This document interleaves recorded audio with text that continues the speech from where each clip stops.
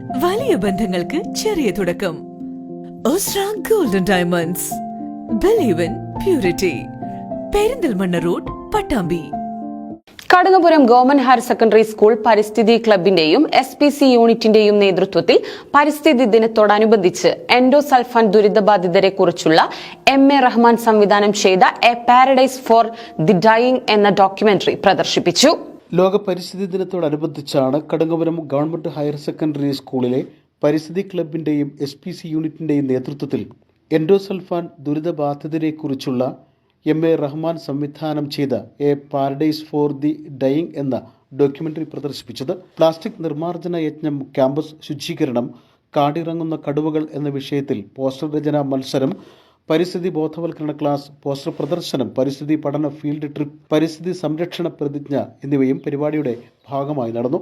School headmistress Anupama KG പരിപാടികൾ ഉദ്ഘാടനം ചെയ്തു. അധ്യാപകരായ മോഹൻദാസ് K, സജാദ് ഷാഹിർ, സിദ്ദിഖ്, ദിവ്യ, ഷമീർ, സരിത, ഉഷ, ഷിഹാബുദ്ദീൻ, ഷഹർബാനു, ഷബ്ന, ജസീന തുടങ്ങിയവർ പരിപാടിക്ക് നേതൃത്വം നൽകി.